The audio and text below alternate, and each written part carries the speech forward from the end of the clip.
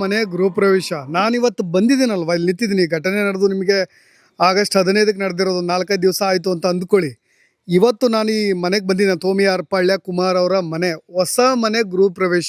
ಸ್ನೇಹಿತರೆ, ನಿಮಗೆ ತೋಮಿಯಾರ್ ಪಾಳ್ಯ, ನಿಮಗೆ ಆರಂಭದಲ್ಲಿ ತೋಮಿಯಾರ್ ಪಾಳ್ಯ ಗ್ರಾಮವನ್ನು ತೋರಿಸ್ಬಿಡ್ತೀನಿ. ತುಂಬ ಕ್ಲೋಸ್ ಆಗಿ ಇರತಕ್ಕಂಥದ್ದು. ಇಲ್ಲಿಂದ ನಿಮಗೆ ಒಂದು 200 ಮೀಟ್ರು ಇಲ್ಲ, ಇಲ್ಲಿ ಮನೆಗಳು ಹೊಂದ್ಕೊಂಡಿರೋದು.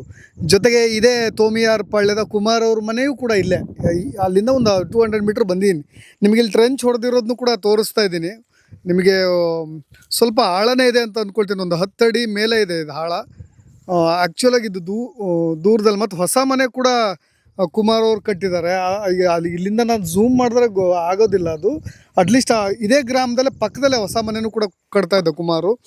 ಆ ಮನೆಯೂ ನಾನು ನಿಮಗೆ ತೋರಿಸ್ತೀನಿ, ಅಲ್ಲೊಂದು ಸ್ವಲ್ಪ ಎಕ್ಸ್ಪ್ಲೇನ್ ಮಾಡಿ ಹೇಳ್ತೀನಿ. ನಿಮಗೆ ಈ ಟ್ರಂಚ್ ಹೊಡೆದಿರೋ ಭಾಗ ಇದೆಯಲ್ಲ, ಇದು ಕಂಟಿನ್ಯೂಸ್ ಆಗಿ ಎಲ್ಲಿ ರಿಸರ್ವ್ ಫಾರೆಸ್ಟ್ ಸ್ಟಾರ್ಟ್ ಆಗುತ್ತೆ ಅಂದರೆ ಈ ಟ್ರಂಚ್ ಹೊಡೆದಿರೋ ಮೇಲ್ಭಾಗದಿಂದ ನಿಮಗೆ ಅಪ್ ಕಾಣ್ತಿದೆಯಲ್ಲ. ಈಗ ಸದ್ಯ ಅಲ್ಲಿ ಈ ಪೊಲೀಸ್ನವ್ರು ಸದ್ಯ ಅದನ್ನು ಕಾನೂನು ಬಾಹಿರ ಅಂತ ಮಾಡಿರೋದ್ರ ಸೆಕ್ಷನ್ ಹಾಕಿರೋದ್ರಿಂದ ಆ ಕಡೆ ನಾವು ದಾಟಿ ತೋರಿಸ್ಲಿಕ್ಕೆ ಬರೋದಿಲ್ಲ. ನಿಮಗೆ ಸಂಪೂರ್ಣ ಕಂಪ್ಲೀಟ್ ಆ ಕಡೆ ಇರೋದು ಕಾಡೆ. ಈ 4 ಜನರು ಈ ದನಕರುಗಳನ್ನು ಹುಡ್ಕೊಂಡು ಹೋಗಿರೋದು ಅದಕ್ಕೆ. ನಿಮ್ಗೆ ಇಷ್ಟ ಆಳದ ಗುಂಡಿನ ಇಳಿದು ಹೇಗೆ ಹೋದ್ರು ಅಂತಿರಲ್ಲ, ಕೆಲವೊಂದು ಕಡೆ ಅಲ್ಲಿ ದನಕರುಗಳು ಓಡಾಡಲಿಕ್ಕೆ ಆ ಥರದ್ದು ಒಂದು ಸ್ವಲ್ಪ ತಗ್ಗು ಭಾಗಗಳು ಕೂಡ ಇದ್ದಾವೆ. ಆರಾಮ್ಸೆ ದನಕರುಗಳು ದಾಟಿ ಹೋಗ್ತಾವೆ. ಚಿರತೆಗಳು ಈ ಕಡೆ ಬರದೇ ಇರಲಿ, ಚಿರತೆಗಳು ಆಲ್ಮೋಸ್ಟ್ ಅಲ್ಲಿ ದಾಟಿ ಬರ್ತವೆ, ಇನ್ನು ಆನೆಗಳು ಈ ಕಡೆ ಬರದೇ ಇರಲಿ ಅನ್ನೋ ಕಾರಣಕ್ಕೆ ಈ ಥರದೊಂದು ಟ್ರೆಂಚ್ ಹೊಡೆದಿರ್ತಾರೆ. ಈ ಘಟನೆ ಆಗಿರ್ತಕ್ಕಂಥ ಸ್ಪಾಟ್ ಏನಿದೆ, ಈ 4 ಜನರ ಮೇಲೆ ಅರಣ್ಯಾಧಿಕಾರಿಗಳು ದಾಳಿ ಮಾಡಿದ್ದಾರೆ ಅಂತಾರಲ್ಲ, ಈ ಭಾಗದ ಆ ಕಡೆ ಭಾಗ ಇದು ಕಂಪ್ಲೀಟ್ ಕಾವೇರಿ ವನ್ಯಜೀವಿ ಧಾಮ ಇದು.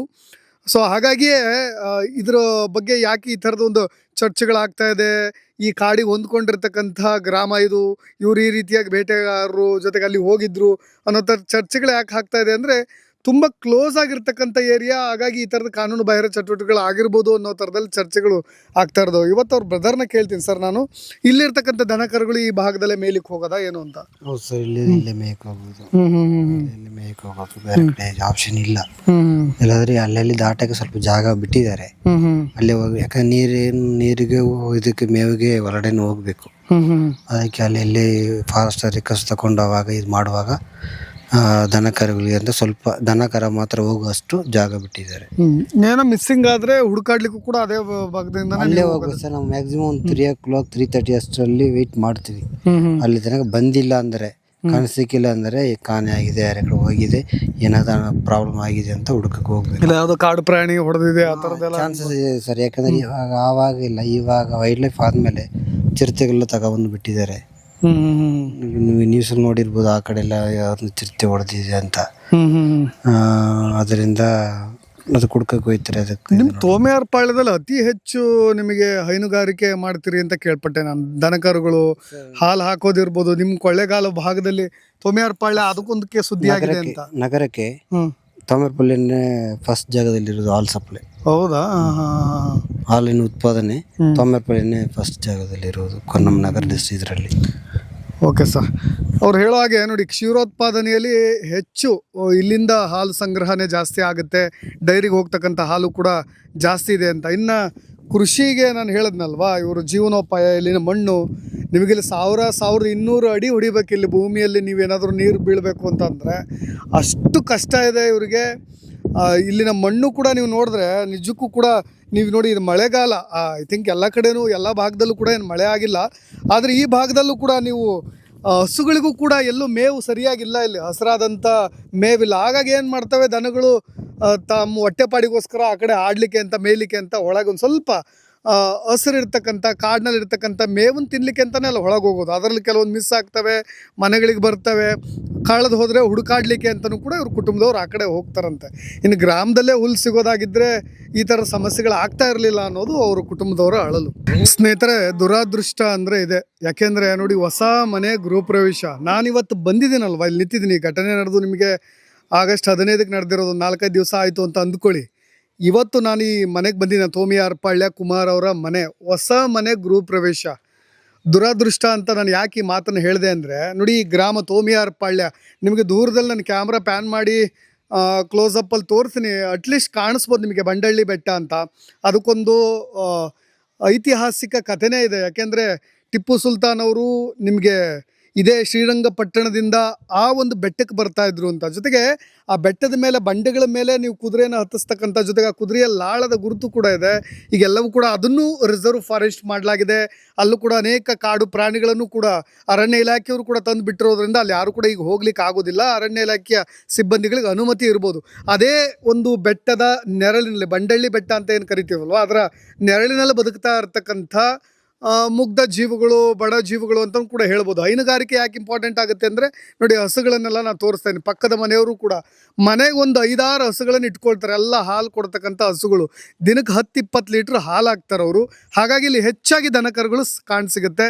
ಕುಮಾರ್ ಅವರು ಕಟ್ಟಿದಂಥ ಮತ್ತು ಇವತ್ತು ಗೃಹ ಪ್ರವೇಶ ಮಾಡಬೇಕಾಗಿದ್ದಂಥ ಕುಟುಂಬ, ಇವತ್ತು ಅವ್ರ ಕುಟುಂಬ ನೋವಿನಲ್ಲಿ ಮುಳುಗಿರ್ತಕ್ಕಂಥದ್ದು. ಮನೆ ನೀವು ನೋಡ್ತಾ ಇದ್ದೀರಾ, ಒಂದು ಪುಟ್ಟದಂಥ ಮನೆಯನ್ನು ಮಾಡಿಕೊಂಡು ಎಲ್ಲೋ ಕೇರಳದಲ್ಲಿ ಹೊಟ್ಟೆಪಾಡಿಗೋಸ್ಕರ ಕಷ್ಟಪಟ್ಟು ದುಡಿತಾ ಅಲ್ಲೆಲ್ಲೋ ಇಟಾಚಿ ಡ್ರೈವರ್ ಆಗಿದ್ದಂಥ ವ್ಯಕ್ತಿ, 4 ಜನರ ಕಣ್ಣಿಗೆ ಕಾಣೋ ಹಾಗೆ ನಾನು ಕೂಡ ಅವರು ಸರಿ ಸಮಾನವಾಗಿ ಬದುಕಬೇಕು ಅಂತಲೇ ಒಂದು ಮನೆಯನ್ನು ಮಾಡ್ಕೊಂಡಿದ್ರು. ಅವರೆಲ್ಲರೂ ಕೂಡ ಆ ಮನೆ ನಾನು ಆರಂಭದಲ್ಲಿ ತೋರಿಸ್ತಾ ಅಲ್ಲಿಂದ ಇಲ್ಲಿಗೆ ಶಿಫ್ಟ್ ಆಗಬೇಕಾಗಿತ್ತು. ಆದರೆ ಈ ಥರದೊಂದು ಘಟನೆ ನಡೆದು ಹೋಗಿಬಿಡ್ತು. ಯಾರು ಕೂಡ ಅದನ್ನು ಊಹೆ ಕೂಡ ಮಾಡಿರಲಿಲ್ಲ. ಬಟ್ ಸರಿಯಾದಂಥ ನಿಖರವಾದಂಥ ತನಿಖೆ ಆಗಬೇಕು.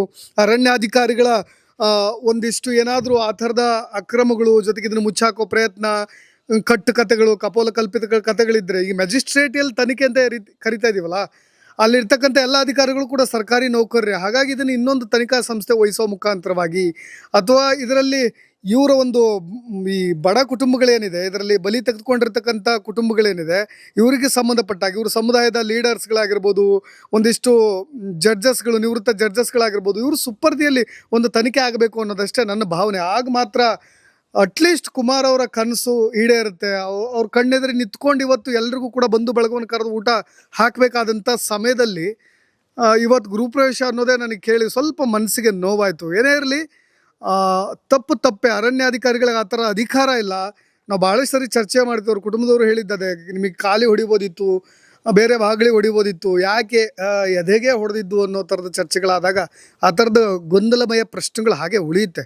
ನೋಡೋಣ, ಈ ತನಿಖೆಯ ನಂತರ ಗೊತ್ತಾಗುತ್ತೆ ಏನು ಅಂತ. ಗಳಾಗಿರ್ಬೋದು, ಪೊಲೀಸ್ ಅಧಿಕಾರಿಗಳಾಗಿರ್ಬೋದು, ನಿಮಗೆ ಈ ಗಡಿ ಭಾಗದಲ್ಲಿ ಅಥವಾ ಅರಣ್ಯಕ್ಕೆ ಹೊಂದ್ಕೊಂಡಂಥ ಗ್ರಾಮಗಳ ಜೊತೆ ಸೌಮ್ಯವಾಗಿ ವರ್ತಿಸ್ಬೇಕಾಗತ್ತೆ. ಯಾಕೆಂದರೆ ಇವ್ರಿಗೂ ನೂರಾರು ಸಮಸ್ಯೆಗಳಿರುತ್ತೆ.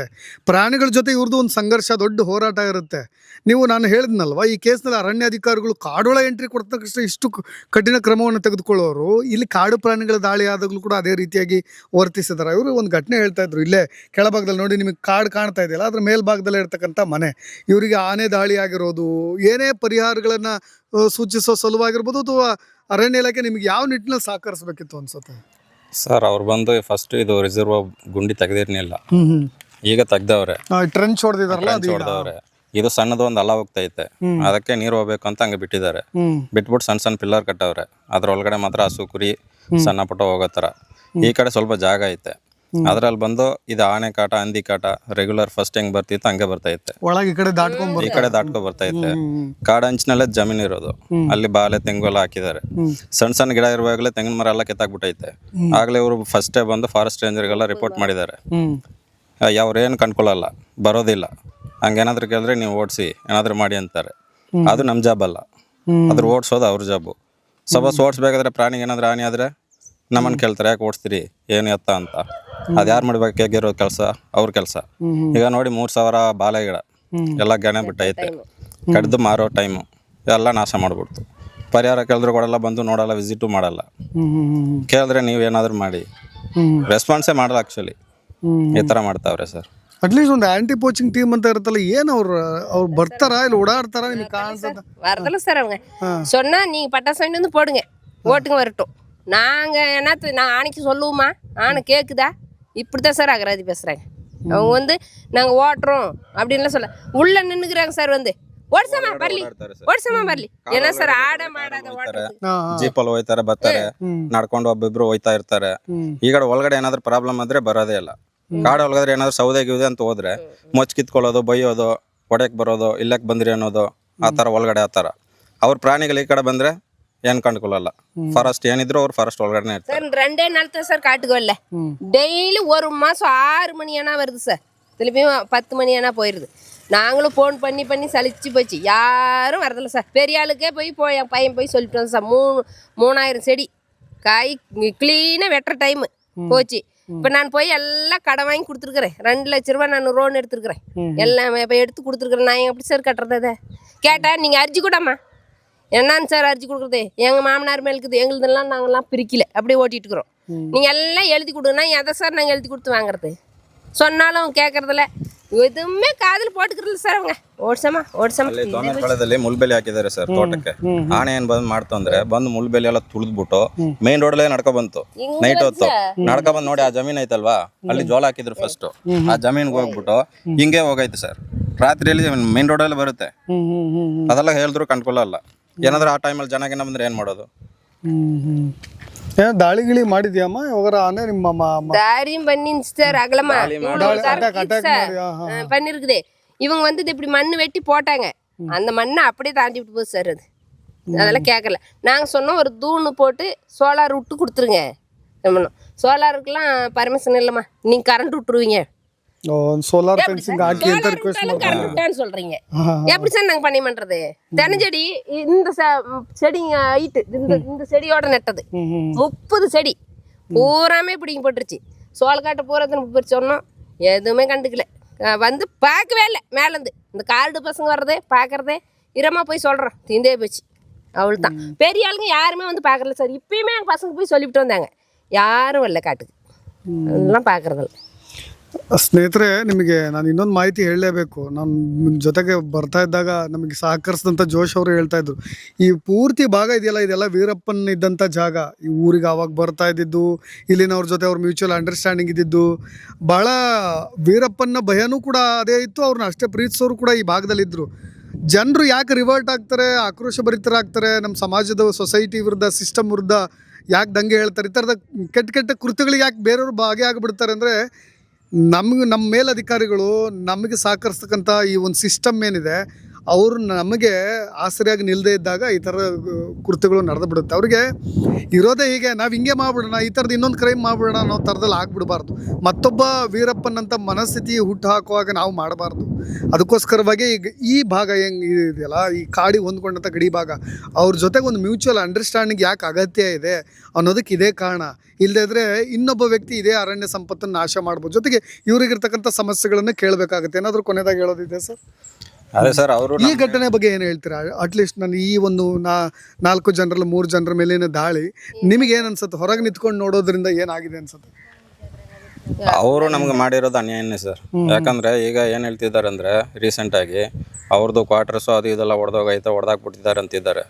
ಅದು ಹಂಗೆ ಸಪೋಸ್ ಹೊಡೆದೋದ್ರು ಎಷ್ಟು ಖರ್ಚಾಗುತ್ತೆ ಕಟ್ಕೊಟ್ಬಿಡ್ತೀವಿ, ಆಯ್ತಾ? 3 ಜನರು ಸೇರ್ಬಿಟ್ಟು ಸತ್ತೋಗಿದ್ದಾರಲ್ವಾ, 3 ಜನ ತಿರ್ಗಿಸ್ಕೊಡಕ್ಕಾಗುತ್ತೆ ಅವ್ರಿಗೆ?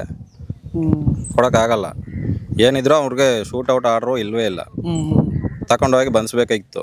ಈಗ ಸಾಯಿಸ್ಬಿಟ್ಟಿದ್ದಾರೆ, ಅದಕ್ಕೆ ತಕ್ಕಂತೆ ನ್ಯಾಯ ಕೊಡಬೇಕು.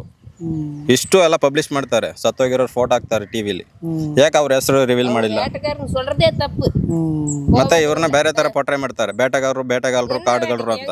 ಅದಕ್ಕೆ ಆ ತರ ರಾಂಗ್ ಆಗಿ ಪೋಟ್ರೆ ಮಾಡೋದು, ಕಳ್ಳ ಬೇಟೆಗಾರ ಅದು ಇದು ಅಂತ ಏನೇನು ಪೋಟ್ರೆ ಮಾಡೋದು ಗೊತ್ತಾ ಅವ್ರಿಗೆ?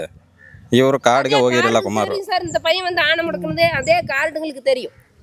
இந்த ಪೈನ ಕೂಟಿಟ್ಟು வந்து ನಾங்க ಆಣ ಮುಡಿಕಿರ್ಕರೋம். ನಾನು ಅದೇ ಇವು ಗೃಹ ಪ್ರವೇಶ ಇಟ್ಕೊಂಡು ಅವತ್ತು ಅವ್ರು ಕಾಡಿಗೆ ಬೇಟೆ ಆಡಿ ಒಂದೆರಡು ದಿನ ಕಳೆದ್ರೆ ಇಲ್ಲಿ ಸಿಹಿ ಊಟ ಆಗ್ತಕ್ಕಂಥ ಮನೆ ಇದು.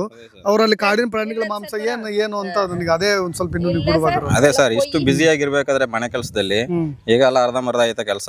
ಆಕ್ಚುಲಿ ಇವತ್ತು ನಾಳೆ ಓಪನಿಂಗ್ ಇರ್ಬೇಕು, ಈಗ ಇಷ್ಟು ಕೆಲಸ ಇಟ್ಕೊಂಡು ಇಷ್ಟು ಕೆಲಸ ಇಟ್ಕೊಂಡು ಅವ್ರು ಕಾಡಿಗೆ ಹೋಗಿ ಬೇಟೆ ಆಡಿ ಜೀವನ ಮಾಡ್ಬೇಕಂತ ಏನೈತೆ? ಕೇರಳದಲ್ಲಿ ತಿಂಗಳಾದ್ರೆ 60,000 70,000 ಸಂಬಳ ತಗೊಳ್ಳೋರು ಏನ್ ಕಾಡಿಗೆ ಹೋಗಿ ಬೇಟಾಡಿನೇ ತಿನ್ಬೇಕಾಗುತ್ತಾ? ಅದೇನು ಅವಶ್ಯಕತೆನೇ ಇಲ್ಲ. ಸುಮ್ಮನೆ ಸುಳ್ಳು.